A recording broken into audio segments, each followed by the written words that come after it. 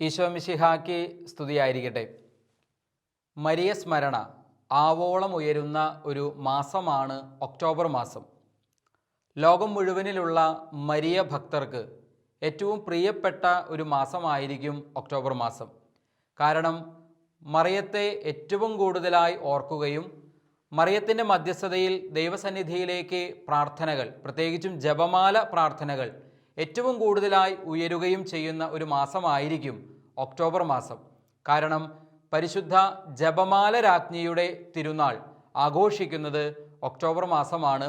ലോകമൊട്ടുക്കുള്ള കത്തോലിക്ക ദേവാലയങ്ങളിലും കത്തോലിക്ക ഭവനങ്ങളിലും ഏറ്റവും അധികമായി ഇടതടവില്ലാതെ ജപമാല പ്രാർത്ഥനകൾ ചൊല്ലപ്പെടുകയും ദൈവസന്നിധിയിലേക്ക് അമ്മയുടെ മധ്യസ്ഥതയിൽ പ്രാർത്ഥനകൾ ഉയരുകയും ചെയ്യുന്ന ഒരു അനുഗ്രഹീതമായ മാസമായി ഒക്ടോബർ മാസത്തെ നമുക്ക് മനസ്സിലാക്കാം. ഈശോ കുരിശിൽ 3 ആണികളിൽ തൂങ്ങിക്കിടക്കുമ്പോൾ പരിശുദ്ധ കന്യകാമറിയം കുരിശിൻ്റെ ചുവട്ടിലുണ്ടായിരുന്നു. കുരിശിൻ്റെ ചുവട്ടിൽ നിൽക്കുന്ന തൻ്റെ അമ്മയ്ക്ക് ഈശോ ഒരു വലിയ ദൗത്യം ഏൽപ്പിച്ചു കൊടുത്തു. എന്തായിരുന്നു ആ ദൗത്യം? ലോകം മുഴുവൻ്റെയും മാതൃത്വം ഏറ്റെടുക്കുക. ലോകം മുഴുവൻ്റെയും അമ്മയാക്കി കന്യകാമറിയത്തെ ഈശോ കുരിശിൽ വെച്ച് മാറ്റുകയായിരുന്നു. അമ്മ ആ ദൗത്യം ഏറ്റെടുത്തു. തൻ്റെ മകൻ തന്നെ ഏൽപ്പിച്ച ദൗത്യം ഏറ്റവും വിശ്വസ്തയോടെ നാളതുവരെ എങ്ങനെയൊക്കെ ദൈവകൽപ്പനകളെ പൂർണ്ണമായും തൻ്റെ ജീവിതത്തിൽ നിറവേറ്റിയോ അതേപോലെ തന്നെ ലോകമാതൃത്വം ഏറ്റെടുത്ത അമ്മ ആ ഉത്തരവാദിത്വവും അതിൻ്റെ തികവിലും പൂർണ്ണതയിലും നിർവഹിച്ചുകൊണ്ടേയിരിക്കുന്നു. അതിൻ്റെ ഏറ്റവും പ്രധാനപ്പെട്ട അടയാളമായി, തെളിവായി നമുക്ക് മനസ്സിലാക്കാൻ സാധിക്കും, ചരിത്രത്തിൽ നാളിതുവരെ ഒരുപാട് തവണ ഒരുപാട് മനുഷ്യർക്ക് ഒരുപാട് സ്ഥലങ്ങളിൽ കന്യകാമറിയം പ്രത്യക്ഷപ്പെട്ടിട്ടുണ്ട്.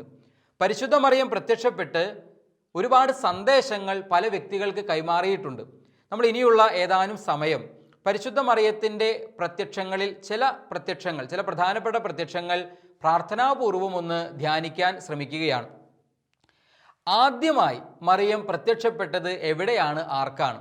പലർക്കും പല ഉത്തരങ്ങളുണ്ടാകും, പല അഭിപ്രായങ്ങളുണ്ടാകും, പല രീതിയിൽ നമ്മളതിനെക്കുറിച്ച് കേട്ടിട്ടുണ്ടാകും. എങ്കിലും പൊതുവെ അധികം പേരും വിശ്വസിക്കുന്നത്, അല്ലെങ്കിൽ പരമ്പരാഗതമായി കൈമാറി കിട്ടിയൊരു വിശ്വാസം അനുസരിച്ച് പരിശുദ്ധ കന്യകാമറിയം ആദ്യം പ്രത്യക്ഷപ്പെടുന്നത് AD 40 ഒരുപക്ഷെ നമ്മളിൽ പലരും ഇത് കേൾക്കുമ്പോൾ നെറ്റി ചുളിക്കാൻ സാധ്യതയുണ്ട്. കാരണം AD 40 എന്ന് പറയുമ്പോൾ മറിയം ഈ ഭൂമിയിൽ ജീവിച്ചിരുന്ന അതേ കാലഘട്ടം തന്നെയല്ലേ? തീർച്ചയായിട്ടും അതെ. മറിയം ഈ ഭൂമിയിൽ ജീവിച്ചിരുന്ന, സ്വർഗാരോപണത്തിന് മുൻപുള്ള ആ കാലഘട്ടം തന്നെയാണ്. ഏറെ കൗതുകമുണർത്തുന്ന ഈ പ്രത്യക്ഷത്തെക്കുറിച്ച് ആദ്യം നമുക്കൊന്ന് ധ്യാനിക്കാം. പരിശുദ്ധാത്മാവിൽ നിന്ന് കൃപകളും അനുഗ്രഹങ്ങളും ഒക്കെ സ്വീകരിച്ച് പെന്തക്കുസ്താ തിരുനാളിന് ശേഷം അപ്പസ്തോലന്മാർ കന്യകാമറിയത്തിൻ്റെ ആശീർവാദത്തോടുകൂടെ തന്നെ ഇതാ ലോകത്തിൻ്റെ വിവിധ ഭാഗങ്ങളിലേക്ക് വചനം പ്രസംഗിക്കാൻ വേണ്ടി ഇറങ്ങിത്തിരിക്കുകയാണ്. നമുക്കറിയാം, പരിശുദ്ധ അമ്മയുടെ നേതൃത്വത്തിൽ ഒരുമിച്ചുകൂടി ശിഷ്യന്മാർ പ്രാർത്ഥിച്ച് അങ്ങനെയാണ് പെന്തക്കുസ്താ തിരുനാൾ ദിനത്തിൽ പരിശുദ്ധാത്മ അഭിഷേകം സ്വീകരിക്കുന്നത്. ഈ അഭിഷേകം സ്വീകരിച്ച അപ്പസ്തോലന്മാർ പല സ്ഥലങ്ങളിലേക്ക് വചനപ്രഘോഷണത്തിന് ഇറങ്ങിത്തിരിച്ചു. അതിൽ യാക്കോബ് ശ്ലീഹ, അദ്ദേഹമാണ് അപ്പസ്തോലന്മാരിൽ ആദ്യത്തെ രക്തസാക്ഷി എന്ന് നമുക്കറിയാം. യാക്കോബ് ശ്ലീഹ വചനം പ്രസംഗിക്കാൻ വേണ്ടി സ്പെയിനിലേക്ക് പോയി. അവിടെ വളരെ ആവേശത്തോടുകൂടെ യേശുക്രിസ്തുവിനെ കുറിച്ച് പ്രസംഗിച്ചു, പ്രഘോഷിച്ചു. പക്ഷേ ഫലം വളരെ നിരാശാജനകമായിരുന്നു. ദിവസങ്ങളോളം പ്രസംഗിച്ചിട്ടും 7-8 പേർ മാത്രമേ യാക്കോബ് ശ്ലീഹായുടെ കൂടെ, അല്ലെങ്കിൽ യേശുവി മാർഗം സ്വീകരിക്കാൻ തയ്യാറായി യേശുവിലേക്ക് വന്നത് ഒരു 7-8 പേർ മാത്രമായിരുന്നു. ആകെ സങ്കടം തോന്നി, വിഷമം തോന്നി. യാക്കോബ് ശ്ലീഹ ഇങ്ങനെ എബ്രോ എന്നു പേരുള്ള ഒരു നദീതീരത്ത് ഇരുന്ന് പ്രാർത്ഥിക്കുകയാണ്. നദീതീരത്ത് ഇങ്ങനെ വിഷമിച്ച് സങ്കടപ്പെട്ടിരിക്കുകയാണ്. പെട്ടെന്ന് അദ്ദേഹത്തിന് ഇങ്ങനെ ചിന്ത വന്നു, മറിയത്തോട് പ്രാർത്ഥിക്കാം, കന്യകാമറിയത്തോട് പ്രാർത്ഥിക്കാം, ഈശോയുടെ അമ്മയോട് പ്രാർത്ഥിക്കാം. കാരണം പെന്തക്കുസ്താ തിരുനാളിന് ശേഷം ലോകത്തിൻ്റെ വിവിധ ഭാഗങ്ങളിലേക്ക് വചനം പ്രഘോഷിക്കാൻ ഇറങ്ങിത്തിരിക്കുമ്പോൾ അമ്മയുടെ പ്രത്യേകമായ വാത്സല്യവും അമ്മയുടെ പ്രത്യേകമായ അനുഗ്രഹവും മധ്യസ്ഥമൊക്കെ തേടിയിട്ട് തന്നെയാണ് അപ്പസ്തോലന്മാർ ഇറങ്ങി പുറപ്പെട്ടത്. അതുകൊണ്ട് യാക്കോബ് ശ്ലീഹ തീരുമാനിച്ചു, തൻ്റെ മകൻ്റെ ദൗത്യം ഏറ്റവും വിജയപ്രദമായി നടപ്പാക്കപ്പെടണമെന്ന് ഏറ്റവും കൂടുതൽ ആഗ്രഹിക്കുന്ന മറിയം തന്നെയാണ്. അതുകൊണ്ട് മാതാവിൻ്റെ മധ്യസ്ഥം തേടാം. കാനായിലെ കല്യാണ നാളിൽ അമ്മയുടെ മധ്യസ്ഥത്തിൻ്റെ മുൻപിലാണ് ഈശോ ആദ്യത്തെ അത്ഭുതം പ്രവർത്തിക്കുന്നത്. സമയത്തിന് മുമ്പേ സമയത്തിലേക്ക് പ്രവേശിക്കാൻ ഈശോ തയ്യാറായത് മറിയം ആവശ്യപ്പെട്ടതുകൊണ്ടാണ്. അതുകൊണ്ട് തൻ്റെ പ്രവർത്തനങ്ങൾ, സുവിശേഷ പ്രഘോഷണം ഫലമണിയണമെങ്കിൽ മറിയത്തിൻ്റെ മധ്യസ്ഥം ആവശ്യമാണെന്ന തോന്നലിൽ, ചിന്തയിൽ, വിശ്വാസത്തിൽ ഇത് യാക്കോബ് ശ്ലീഹ എബ്രോ നദീതീരത്തിരുന്നു കൊണ്ട് മറിയത്തിൻ്റെ മധ്യസ്ഥം തേടി പ്രാർത്ഥിച്ചു. അത്ഭുതകരമാണെന്ന് പറയട്ടെ, മറിയം ഇതാ യാക്കോബ് ശ്ലീഹായുടെ മുൻപിൽ പ്രത്യക്ഷപ്പെടുകയാണ്. എന്നിട്ട് സ്ലീഹായെ ധൈര്യപ്പെടുത്തി, ആശ്വസിപ്പിച്ചു, സമാധാനിപ്പിച്ചു. മാത്രമല്ല ഒരു തിരുസ്വരൂപം, മറിയത്തിൻ്റെ മരം കൊണ്ടുള്ളൊരു തിരുസ്വരൂപം കൈമാറി എന്നാണ്, കൊടുത്തു എന്നാണ് വിശ്വസിക്കപ്പെടുന്നത്. പരമ്പരാഗതമായി കൈമാറി കിട്ടിയൊരു വിശ്വാസം അങ്ങനെയാണ്. അങ്ങനെ ധൈര്യപ്പെടുത്തി ആശ്വസിപ്പിച്ച് തീർച്ചയായും താങ്കളുടെ സുവിശേഷ പ്രഘോഷണം ഫലമണിയുമെന്ന് യാക്കോബ് സ്ലീഹ അറിയിക്കുകയാണ്. പിന്നീട് ആ അമ്മയിൽ നിന്ന് ധൈര്യം സ്വീകരിച്ച യാക്കോബ് സ്ലീഹ അതിശക്തമായ വിധത്തിൽ തുടർന്നും വചനം പ്രഘോഷിക്കുന്നു. സാവധാനത്തിൽ ആ ദേശം മുഴുവനും ക്രിസ്തു മാർഗത്തിലേക്ക് കടന്നു വരികയും ചെയ്യുന്നു. ഇവിടെ ഏറെ കൗതുകകരമായൊരു കാര്യം, ഈ പ്രത്യക്ഷം എന്ന് പറയുന്നത് ഇത് മറിയത്തിൻ്റെ ആദ്യത്തെ പ്രത്യക്ഷം ആണെന്ന് മാത്രമല്ല, മറിയത്തെക്കുറിച്ച് നമുക്ക് അറിയാവുന്നതിൽ ഏക ബൈലൊക്കേഷൻ എന്ന് പറയുന്ന പ്രതിഭാസം സംഭവിക്കുന്നത് ഇവിടെ മാത്രമാണ്. ബൈലൊക്കേഷൻ എന്ന് പറഞ്ഞു കഴിഞ്ഞാൽ ഒരേ സമയം രണ്ട് സ്ഥലത്ത് പ്രത്യക്ഷപ്പെടുക, അതും ജീവിച്ചിരിക്കെ തന്നെ സംഭവിക്കുന്ന കാര്യമാണ്. മരണാനന്തരം അഥവാ സ്വർഗാരോപണത്തിന് ശേഷമാണ് പിന്നീട് നടക്കുന്ന എല്ലാ പ്രത്യക്ഷങ്ങളും പ്രത്യക്ഷീകരണങ്ങളും സംഭവിച്ചിട്ടുള്ളതെങ്കിൽ ഇത് മറിയം ഭൂമിയിൽ സ്വർഗാരോപണത്തിന് മുമ്പ് ഈ ഭൂമിയിൽ ജീവിച്ചിരുന്ന കാലഘട്ടത്തിൽ തന്നെ സംഭവിച്ചതാണ്. ഇതിന് ബൈലൊക്കേഷൻ എന്നാണ് പറയുക. ബൈലൊക്കേഷൻ എന്ന് പറഞ്ഞാൽ രണ്ട് സ്ഥലത്ത് ഒരേ സമയം പ്രത്യക്ഷപ്പെടുക. നിങ്ങൾ വിശുദ്ധ പാദ്രോ പിയോയുടെ ജീവചരിത്രം വായിച്ചിട്ടുണ്ടെങ്കിൽ, അല്ലെങ്കിൽ പ്രസംഗങ്ങളിലൂടെ കേട്ടിട്ടുണ്ടെങ്കിൽ, അതുമല്ലെങ്കിൽ നമ്മുടെ വിശുദ്ധ അന്തോണീസിൻ്റെ ജീവചരിത്രം വായിക്കുകയോ കേൾക്കുകയോ ചെയ്തിട്ടുണ്ടെങ്കിൽ തീർച്ചയായിട്ടും ഈ വാക്ക് കേട്ടിട്ടുണ്ടാവും, ബൈലൊക്കേഷൻ. ഈ വിശുദ്ധർക്കും ഇങ്ങനെയൊരു കൃപ ദൈവം കൊടുത്തതായി നമ്മൾ അവരുടെ ചരിത്ര പുസ്തകങ്ങളിൽ വായിക്കുന്നുണ്ട്. ഒരേ സമയം രണ്ട് സ്ഥലത്തൊക്കെ പ്രത്യക്ഷപ്പെടുന്ന സംഭവം, ആ പ്രതിഭാസത്തെ വിളിക്കുന്ന പേരാണ് ബൈലൊക്കേഷൻ. മറിയത്തിൻ്റെ കാര്യത്തിലും ഇങ്ങനെ നടന്നതായി പരമ്പരാഗതമായി വിശ്വസിക്കപ്പെടുന്ന ഒരു യാഥാർത്ഥ്യമാണ്. ഇതാണ് ആദ്യത്തെ മറിയത്തിൻ്റെ പ്രത്യക്ഷമായി പരമ്പരാഗതമായി നമുക്ക് കൈമാറി കിട്ടിയ വിശ്വാസങ്ങളിൽ ഏറ്റവും പ്രബലമായിട്ടുള്ളത്. ആദ്യത്തെ പ്രത്യക്ഷമായിട്ട് അംഗീകരിക്കപ്പെടുന്നത് ഈ സംഭവമാണ്. ഇനി വളരെ പ്രധാനപ്പെട്ട മറ്റൊരു പ്രത്യക്ഷത്തെ, മറിയത്തിൻ്റെ പ്രത്യക്ഷീകരണത്തെ നമുക്കൊന്ന് മനസ്സിലാക്കാനായിട്ട് ശ്രമിക്കാം. അത് സംഭവിക്കുന്നത് 1214 അതായത് 13-ാം നൂറ്റാണ്ടിൽ സംഭവിക്കുന്ന അത്ഭുതം. ഇത് വിശുദ്ധ ഡൊമിനിക്കിനാണ് പരിശുദ്ധ കന്യകാമറിയം പ്രത്യക്ഷപ്പെട്ട് സന്ദേശം നൽകുന്നത്. വിശുദ്ധ ഡൊമിനിക്കിനെ കുറിച്ച് നമ്മൾ ചിന്തിക്കുകയാണെങ്കിൽ അദ്ദേഹം ജനിച്ചത് സ്പെയിനിലായിരുന്നു. സ്പെയിനിൽ വളരെ കുലീനമായൊരു കുടുംബത്തിൽ ജനിച്ചു. അദ്ദേഹത്തിൻ്റെ അമ്മ അദ്ദേഹത്തെ പ്രഗ്നൻ്റ് ആയിരിക്കുന്ന സമയത്ത്, ഉദരത്തിൽ സംവഹിക്കുന്ന സമയത്ത് ഒരു ദർശനം ഉണ്ടാകുന്നുണ്ട്. ആ ദർശനം ഇപ്രകാരമാണ്: വായിൽ ടോർച്ചോട് കൂടിയ ഒരു നായ. വിചിത്രമായൊരു സ്വപ്നമാണ്. വായിൽ ടോർച്ചോട് കൂടിയ ഒരു നായ, ആ നായയുടെ ഉദരത്തിൽ അല്ലെങ്കിൽ നായയോടൊപ്പം ഇതാ തൻ്റെ കുഞ്ഞ്. ഇങ്ങനെയാണ് ഒരു ദർശനം. ഈ നായയുടെ വായിലിരിക്കുന്ന ടോർച്ചിൻ്റെ പ്രകാശം കൊണ്ട് ലോകം മുഴുവനിലേക്കും വെളിച്ചം വീശുന്ന ഇങ്ങനൊരു അതിവിചിത്രമായ അതികൗതുകമുണർത്തുന്ന ഒരു പ്രത്യേക തരത്തിലുള്ള ദർശനമാണ് ഈ അമ്മയ്ക്ക് ഉണ്ടാകുന്നത്. പിന്നീട് മകന് ഡൊമിനിക് എന്ന പേര് കൊടുത്തതിൻ്റെ കാരണം തന്നെ നമുക്ക് ചിന്തിച്ചാൽ ഇതിൻ്റെ ആ പേരിൻ്റെ അർത്ഥം മനസ്സിലാക്കുമ്പോഴാണ് ആ ഡൊമിനിക് എന്ന പേര് കൊടുക്കാനുള്ള കാരണവും നമുക്ക് മനസ്സിലാകുക. ഡൊമിനിക് എന്ന പേര് രണ്ട് വാക്കുകളിൽ നിന്ന് വരുന്ന പേരാണ്. ഡൊമിനി എന്ന വാക്ക് പ്ലസ് കനീസ് എന്ന് പറയുന്ന വാക്കും, കാനീസ് എന്ന് പറയുന്ന വാക്കും, ഡൊമിനി എന്ന വാക്കും കാനിസ് എന്ന വാക്കും, ഈ രണ്ട് വാക്കുകൾ കൂട്ടിച്ചേർത്തിട്ടാണ് ഡൊമിനിക് എന്ന പദം വരുന്നത്. ഡൊമിനി എന്ന വാക്കിൻ്റെ അർത്ഥം ദൈവം എന്നാണ്. കാനിസ് എന്ന വാക്കിൻ്റെ അർത്ഥം നായ എന്നാണ്. കാനിസ് എന്ന വാക്കിൻ്റെ അർത്ഥം നായ എന്നാണ്. നിങ്ങളൊരു പക്ഷേ നമ്മുടെ നാട്ടിലെ, കേരളത്തിലെ മലയാളിയായ ഒരു ദൈവദാസനെ കുറിച്ച് ചിലപ്പോൾ കേട്ടിട്ടുണ്ടാകും. കനീസിയൂസ് തെക്കേക്കര CMI, ഒരു CMI സന്യാസ വൈദികനാണ് കനീസിയൂസ് അച്ഛൻ ഇപ്പോൾ ദൈവദാസ പദവിയിലാണ്. വിശുദ്ധനായി നാമകരണം ചെയ്യപ്പെടുന്നതിൻ്റെ ആദ്യ ഘട്ടമാണ് ദൈവദാസ പദവി, പിന്നെ ധന്യൻ എന്ന പദവി, അതിനുശേഷം വാഴ്ത്തപ്പെട്ടവൻ എന്ന പദവി, അത് കഴിഞ്ഞിട്ടാണ് വിശുദ്ധൻ എന്ന പദവിയിലേക്ക് ഒരു വ്യക്തി എത്തുക. അതിനൊരു പ്രോസസ്സൊക്കെ ഉണ്ട്. ഇതിൽ ദൈവദാസ പദവിയിൽ എത്തി നിൽക്കുന്ന ഒരു വ്യക്തിയാണ് കനീസിയൂസ്. കനീസിയൂസ് എന്ന വാക്കിൻ്റെ അർത്ഥവും ഇത് തന്നെയാണ്, ദൈവത്തിൻ്റെ നായ്ക്കുട്ടി അല്ലെങ്കിൽ ദൈവത്തിൻ്റെ നായ എന്നാണ്. അദ്ദേഹം സ്വയം തിരഞ്ഞെടുത്ത സന്യാസത്തിലേക്ക് വന്നപ്പോൾ എടുത്ത ഒരു പേരായിരുന്നു അത്. ഇവിടെ ഡൊമിനിക് എന്ന വാക്കിൻ്റെ അർത്ഥം ഇത് തന്നെയാണ്. ഡൊമിനി എന്ന് പറഞ്ഞാൽ ദൈവം, കാനിസ് എന്ന് പറയുന്നാൽ നായ. അപ്പോൾ ദൈവത്തിൻ്റെ നായ എന്നുള്ള അർത്ഥത്തിലാണ് ഈ പേര് നൽകപ്പെടുന്നത്. പ്രിയപ്പെട്ടവരെ ഓർക്കുക, ഈ പേര് ഇങ്ങനെ നൽകപ്പെട്ടതിൻ്റെ കാരണവും അമ്മയ്ക്കുണ്ടായ ഈ ഉദരത്തിൽ കുഞ്ഞിനെ സംവഹിക്കുന്ന സമയത്തുണ്ടായ ദർശനത്തിൻ്റെ വെളിച്ചത്തിലാണ് ഇങ്ങനെ ഒരു പേര് നൽകപ്പെടുന്നത്. അതീവ ഭക്തിയിൽ കുഞ്ഞുനാൾ മുതൽ തന്നെ വളർന്നു വന്ന ഡൊമിനിക്, അദ്ദേഹം എല്ലാ ദൈവശാസ്ത്രവും തത്വശാസ്ത്രവും ഒക്കെ പഠിച്ച് മിടുക്കനായ പണ്ഡിതനായ ഒരു വ്യക്തിയായിരുന്നു.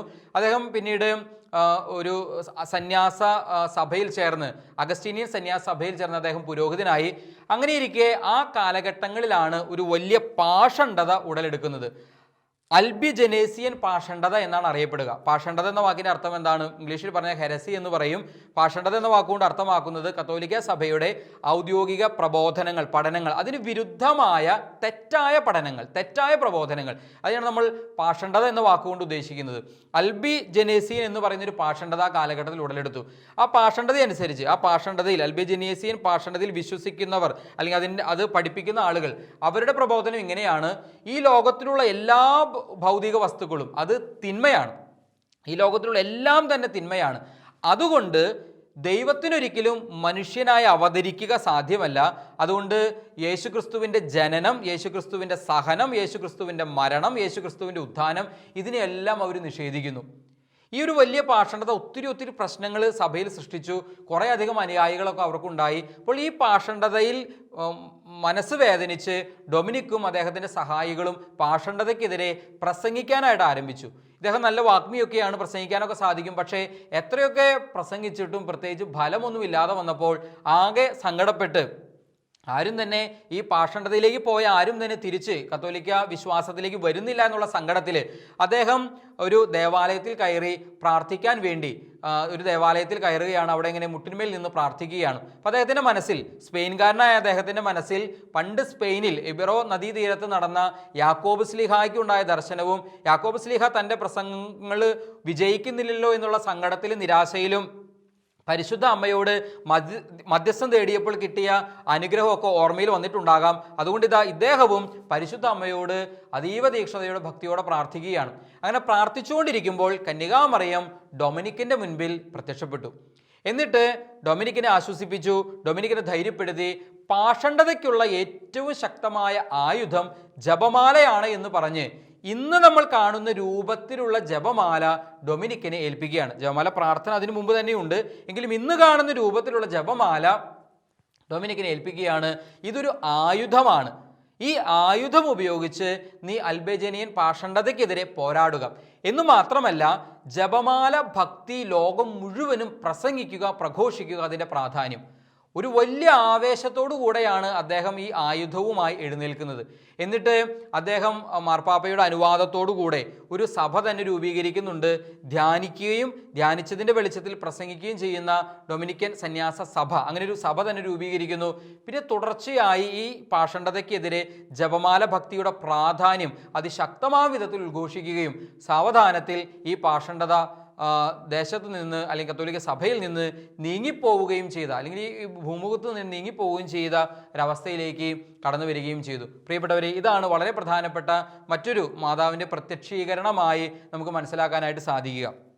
ഇനി നമുക്ക് നോക്കാം മൂന്നാമതായി നമ്മൾ കാണുന്ന വളരെ പ്രധാനപ്പെട്ട ഒരു പ്രത്യക്ഷീകരണം. അത് സംഭവിക്കുക, അത് ഈ ഒക്ടോബർ മാസവുമായി ഏറെ ബന്ധമുള്ള ഒന്നായതുകൊണ്ട് നമുക്കതൊന്ന് മനസ്സിലാക്കാൻ, നമ്മൾ ഒത്തിരി കേട്ടിട്ടുണ്ടാവും തീർച്ചയായും. ജപമാല രാജ്ഞിയുടെ തിരുനാൾ ഒക്ടോബർ 7-ാം തീയതി ആഘോഷിക്കാൻ ഇടവന്നതിൻ്റെ സാഹചര്യവും പശ്ചാത്തലമൊക്കെ നമ്മൾ ഒത്തിരി കേട്ടിരിക്കാൻ സാധ്യതയുണ്ട്. അത് സംഭവിക്കുക 1571 തുർക്കികൾ ക്രിസ്ത്യൻ സാമ്രാജ്യത്തെ ആക്രമിക്കുന്നു. റോമിലെ മാർപ്പാപ്പയുടെ സിംഹാസനം കീഴടക്കാൻ, അല്ലെങ്കിൽ റോമിലെ വത്തിക്കാനിലെ ആ കുരിശ് നീക്കം ചെയ്ത് അവിടെ ആ കുരിശിനെ തകർത്ത് തങ്ങളുടെ മുദ്ര സ്ഥാപിക്കാൻ വേണ്ടി തുർക്കികൾ ഒരു വലിയ ആക്രമണം അഴിച്ചുവിടുകയാണ്. ഈ യുദ്ധത്തിൽ മാനുഷികമായ രീതിയിൽ ചിന്തിച്ചാൽ ഒരിക്കലും ക്രിസ്ത്യൻ സാമ്രാജ്യത്തിന് പിടിച്ചു നിൽക്കുക സാധ്യമല്ല. 3 ഇരട്ടിയോളം വരുന്ന സൈന്യം തുർക്കി സൈന്യത്തിനുണ്ട്, അതുവരെ പരാജയമടയാത്ത ഒരു സൈന്യം. അങ്ങനെ യുദ്ധം നടക്കുകയാണ് ലെബാൻഡോ കടലിടുക്കിൽ വെച്ച്. ഒരിക്കലും വിജയിക്കാൻ യാതൊരു സാധ്യതയുമില്ലാത്ത യുദ്ധത്തിൽ പരിശുദ്ധ അമ്മയെ ആശ്രയിച്ച് പ്രാർത്ഥിക്കാൻ മാർപ്പാപ്പ, 5-ാം പീയൂസ് മാർപ്പാപ്പ ലോകം മുഴുവനുള്ള കത്തോലിക്കരോട് ആഹ്വാനം ചെയ്യുകയാണ്.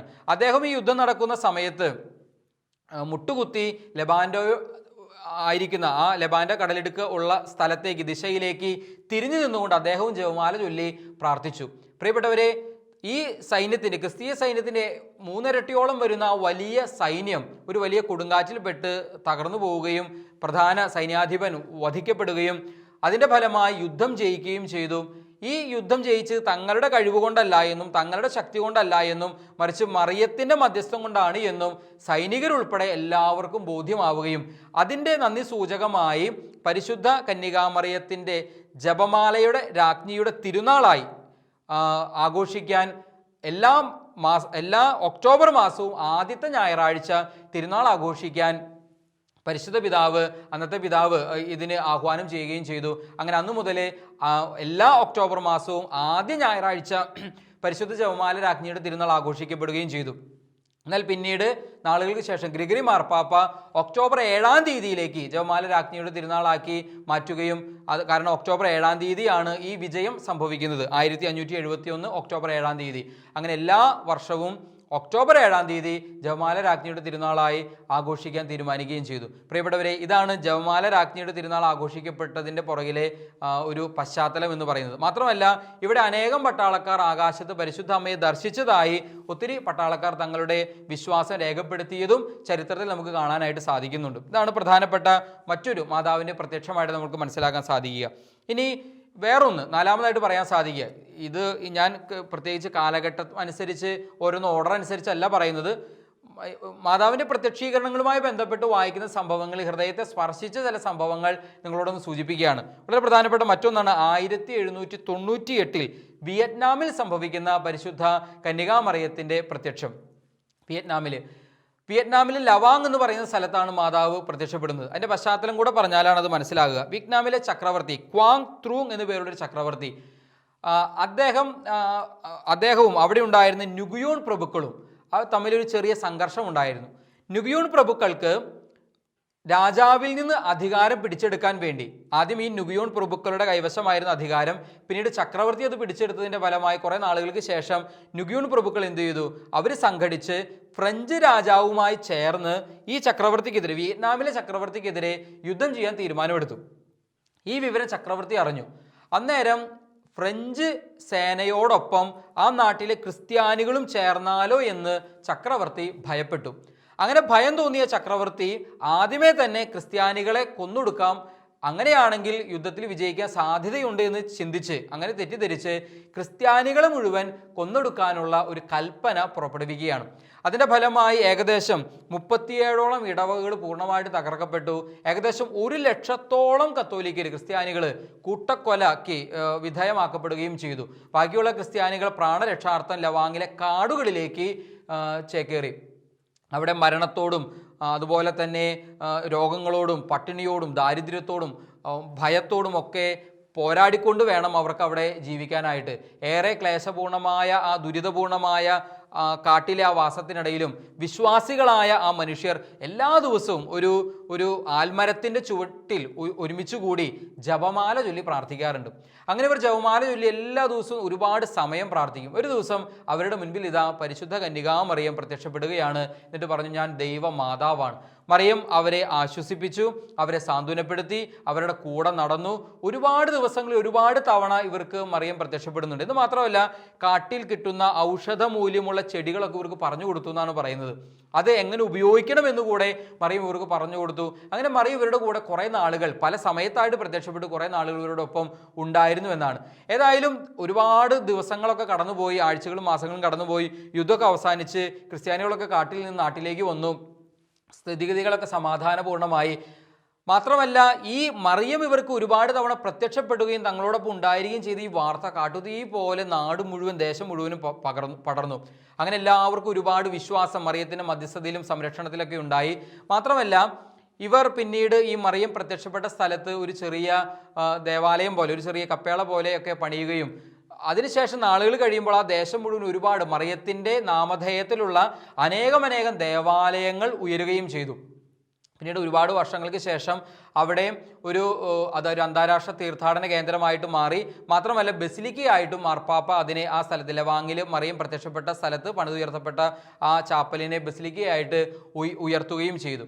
പ്രിയപ്പെട്ടവർ, ഇവിടെ ഈ സംഭവം ഒന്ന് ധ്യാനിക്കുമ്പോൾ നമ്മളെ അത്ഭുതപ്പെടുത്തുന്നൊരു യാഥാർത്ഥ്യം എന്ന് പറയുന്നത് ഇതാണ്.